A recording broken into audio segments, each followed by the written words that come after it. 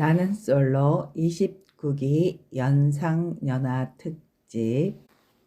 이번 주 방송에서는 영식의 태도가 논란이 되고 있는데요.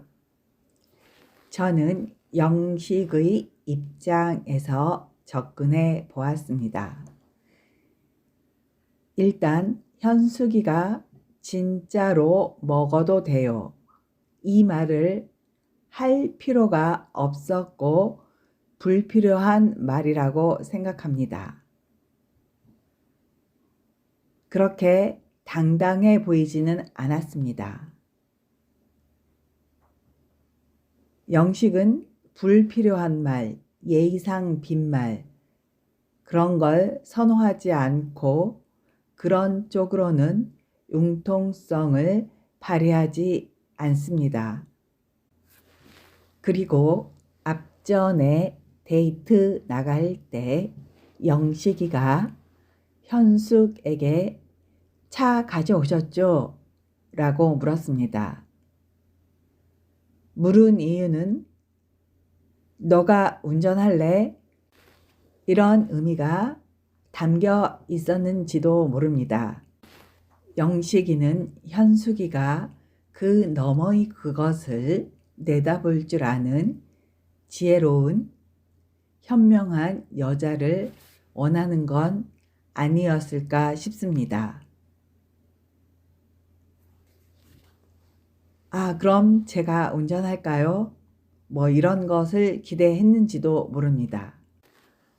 알아서 처신해주는 능동적이고 밝고 자신을 포용해 줄 수 있는 마음 넓은 여자. 참고로 영식이가 인터뷰에서 본인은 연상만 만나봤다고 했습니다. 또래보다는 아무래도 연상녀가 내면이 성숙할 수도 있고 마음이 넓을 수도 있고 포용력이 넓을 수도 있습니다. 그래서 지능 성숙도가 높은 EQ 아니고 지능이 높을 수 있다는 의미입니다. 지능 성숙도가 높은 영식 입장에선 또래나 연하의 여자들보다는 연상녀와 대화가 더 잘 통하고 잘 맞을 수 있다고 생각했을 수도 있습니다. 어쩌면 영식이는 그런 걸 현숙에게 찾고 싶었는지도 모릅니다. 현숙은 영식과 데이트 당시 말투가 당당함보다는 어린 남자 상대방에 대한 약간의 부담감과 상대방의 의중을 떠보는 말투에 더 가까웠습니다. 그 예로 현숙은 영식에게 술 드실래요? 라고 물었습니다. 그러니까 영식이가 네 라고 대답했습니다. 그런데 현숙은 모순되게 피곤해서 본인은 안 먹는다면서 콜라 먹을까요? 라고 합니다. 첫 시작부터 현숙의 언행 일치가 안 되었다는 것 자체가 벌써 현숙의 마음 은연중에 영식이한테는 그래도 돼 라는 마음이 무의식에 깔려 있었던 건 아닐까. 내가 영식이에게는 잘 보이지 않아도 돼 라는 얕잡아 보는 무의식 같은 그런 마음인데 영식이에게 얻어먹는 게 미안하니까 진짜 얻어먹어도 돼요 라고 물어본 건 아닌지 싶습니다. 술 드실래요? 사건 이후 바로 연이어서 현숙의 진짜 얻어먹어도 돼요 이 말은 영식 입장에선 기분 나쁠 수도 있다고 생각합니다. 소비자가 편의점 직원에게 봉지에 담아주세요 라고 먼저 사전에 요청했는데 편의점 직원이 진짜로 봉지에 담아줘도 돼요? 라고 반문하는 거와 비슷한 상황입니다. 과연 이때 그럼 진짜로 담지 가짜로 담습니까? 라고 이야기한 소비자의 융통성 부족만이 문제일까? 편의점 직원의 언행이 방아쇠 역할을 한 것 또한 사실임에도 불구하고 현숙이는 무슨 죄냐? 현숙이 불쌍하다. 영식이 무례하다. 사회성이 부족하다. 온통 영식만을 지탄하고 있는데요.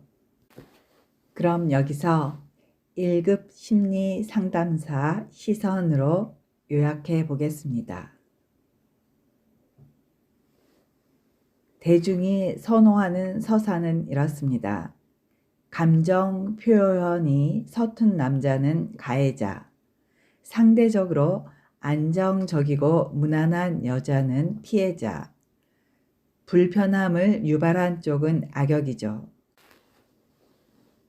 현숙의 술 드실래요? 영식의 네.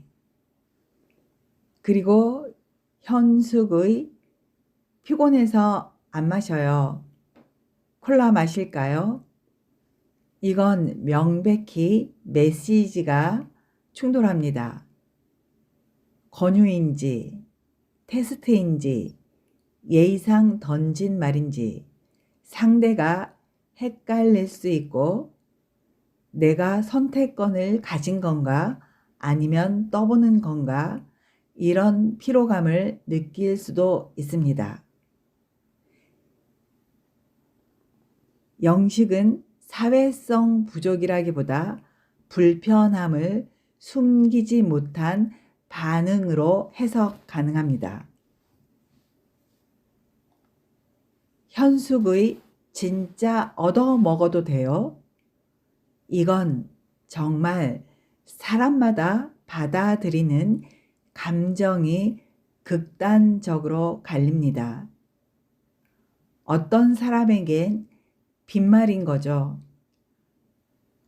그럼 본인이 계산하면 되는데 뭘 물어봐? 그런 거죠.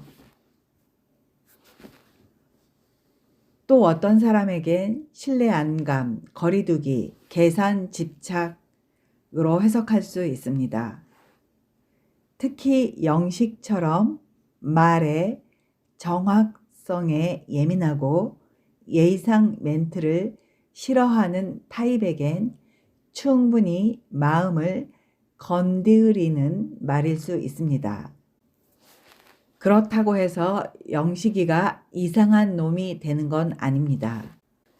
그 전에 또 영식 입장에선 술 관련해서 현숙을 신뢰할 수 없는 현숙의 언행 불일치를 경험했다는 게 중요합니다. 그리고 차에 타서 술 관련 사건 이후로 영식이가 시트를 젖히는 장면이 나오는데요. 무례한 것처럼 보일 수는 있지만 여자 앞이니까 무조건 긴장 유지가 절대적 도덕 규범은 아닙니다. 다만 문제는 애정이 있는 상태에서 나온 행동이 아니라 술 관련 이유 언행 불일치에 대한 실망 이유 나온 행동처럼 보였다는 것이죠. 자, 그럼 과연 원인 제공은 현숙이 먼저였는가? 논리적으로 가능한 주장일까요? 결론부터 말하면 충분히 가능합니다.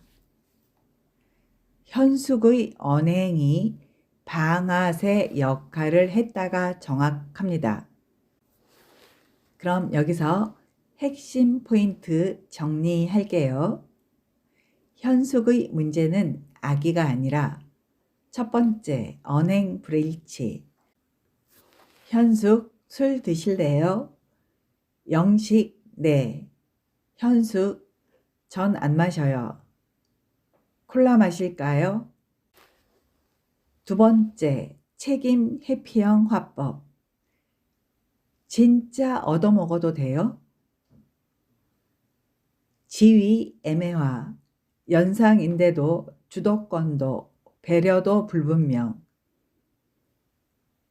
그러나 이건 일반적으로 그냥 넘어갈 수 있지만 영식 같은 타입에겐 충분히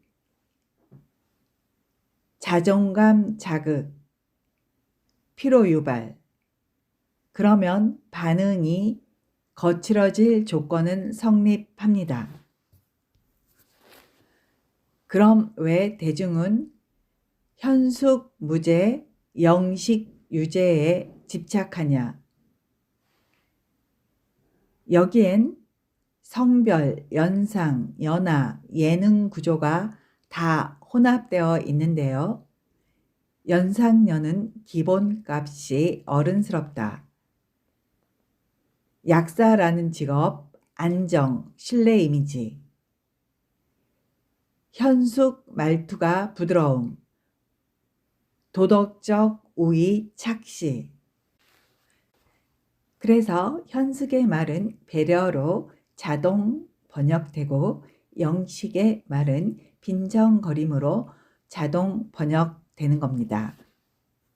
이건 공정한 잣대라기보다 이미지 보정 효과라고 볼 수 있습니다. 그럼 상상극장 사고의 본질은 무엇일까요? 상대가 폭발했다면 그 전에 무언가 쌓였을 가능성을 본다, 이거입니다. 이건 관계 경험이 많은 사람들, 갈등 중재 많이 해본 사람들, 관리, 조정 역할 해본 사람들, 이쪽 사고로 볼 수 있는데요. 즉, 인간관계에서 현실적으로 작동하는 사고입니다. 지금 29기 여론의 기본값은 이렇습니다. 영식은 무례, 사회성 결여, 문제적 인물. 현숙은 아무 잘못 없음, 정상, 불쌍한 피해자.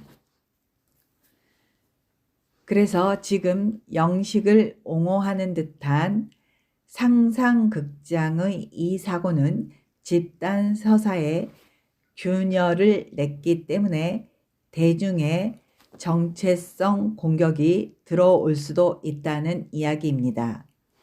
이건 되게 중요한데요.